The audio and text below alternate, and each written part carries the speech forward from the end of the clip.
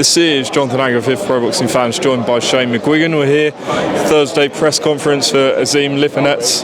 First of all, Shane, we're just having a quick chat about your YouTube channel. How long's that been going on for, and what was the inspiration behind it? It's been going on a while, but the idea of it's been going on a while. So only 3 episodes in now, but we're not going to be just churning out loads of videos just to get views. It's just wanted to be a little bit more educational. There's a charity that approached me called Young Lives versus Cancer.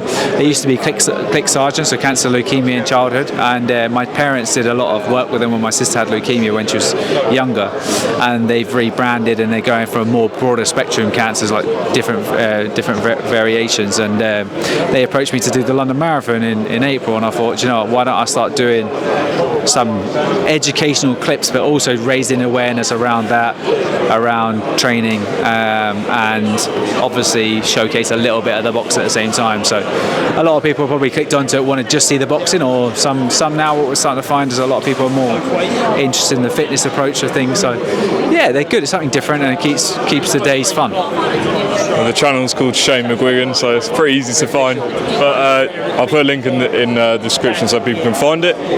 Shane, big fight Saturday for Adam Azim. Sergey Lipinets is known from the Boots Ennis fight and other fights. Why is this the right guy at the right time? I think when you want to become a world champion, you've got to fight different styles, and you've got to fight guys that have had the experience as well. And we look through the rankings, it's very hard to get guys that have been a world champion still about and still willing to take a fight against a 22-year-old prospect, you know, guy coming through. So obviously the IBO and the line is the icing on the cake for the likes of Lipinets, but I think he's at that stage of his career where he wants to roll it back, and he wants to try and, as Ben Shalom said, get a promotional deal and get some big fights off the back of it. And I think, you know, that's the sort of opponent we want. We want someone that's hungry, Adam's going to gain experience from being in there, also get a good name on his record, albeit he comes through it with flying colours, and then yeah, it's a measuring stick really, just to see where he's at.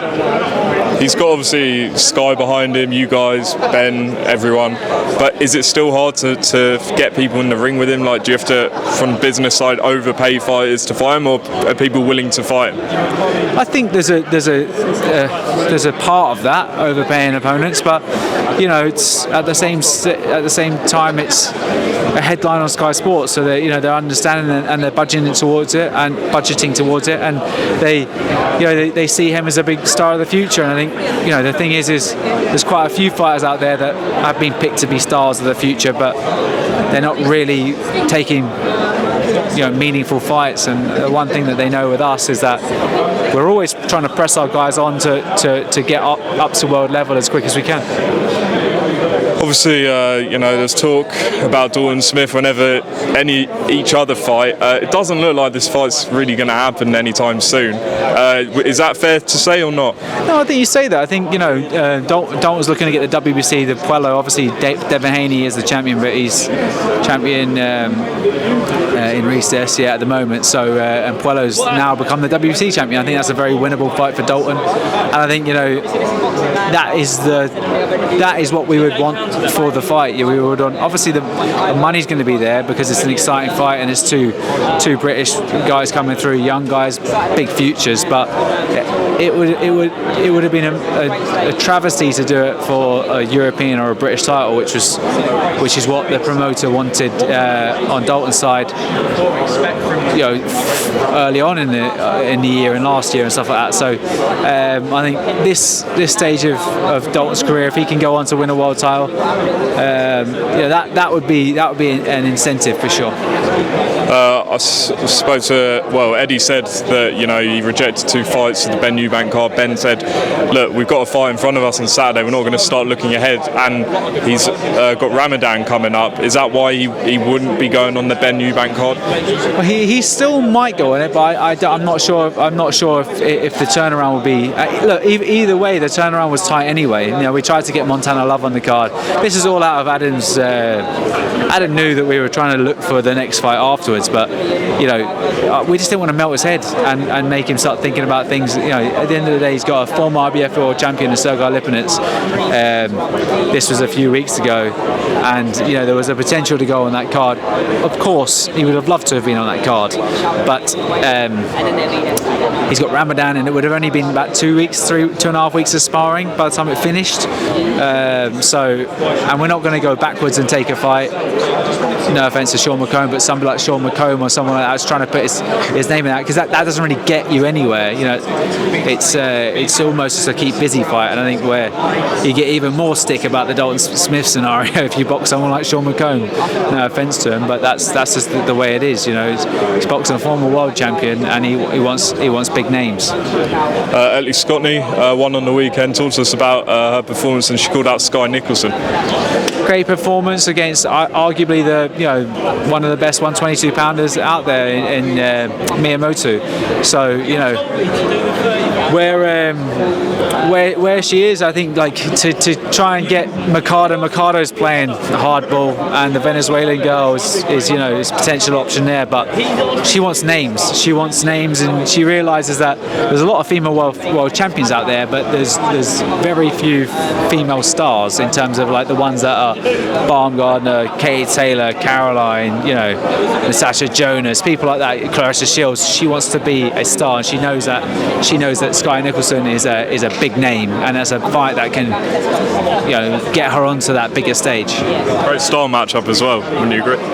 Yeah, I think Skye, obviously we know what you get with Skye. It's she's going to be running away and she'll be trying to box, and she's got great boxing ability. I've got a lot of time for it. Her style, it's just not necessarily a fan-friendly style, but I think someone like Ellie will, from what I've seen when they've sparred, she'll drag that out of her, and she can scrap Skye. She can have a go. She doesn't turn her back, and she bites down the gumshoe. I think first 4 rounds might be a bit of playing cat and mouse, but once they lock horns, it'll be a great fight for at least 6 of them, that's for sure.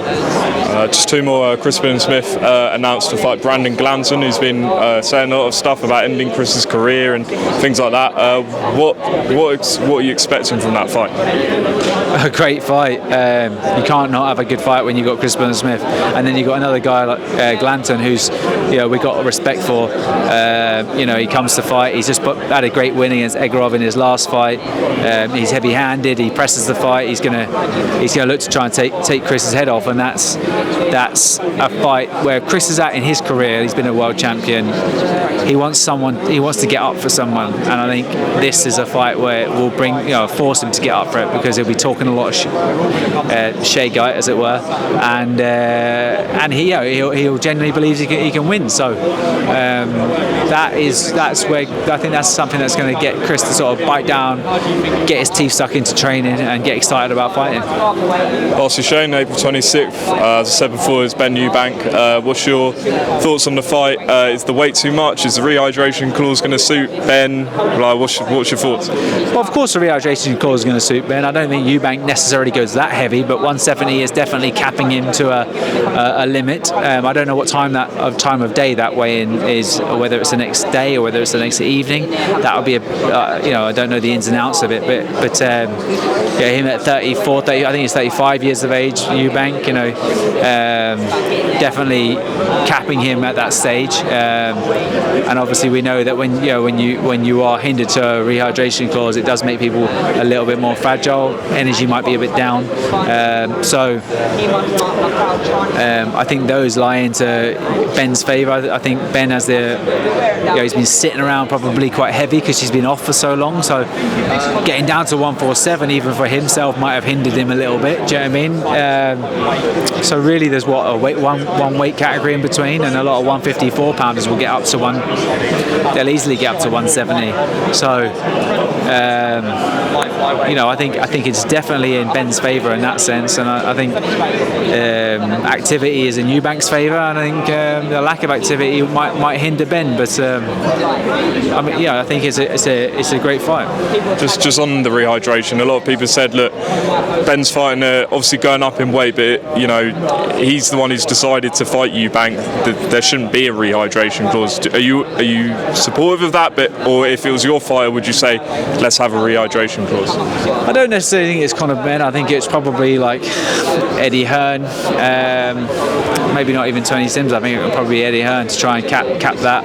At the end of the day, he wants his fighter to win, so he'll be doing his best to make sure he gets the the best opportunity to do so. Shane, appreciate your time as always. Thank you. Cheers.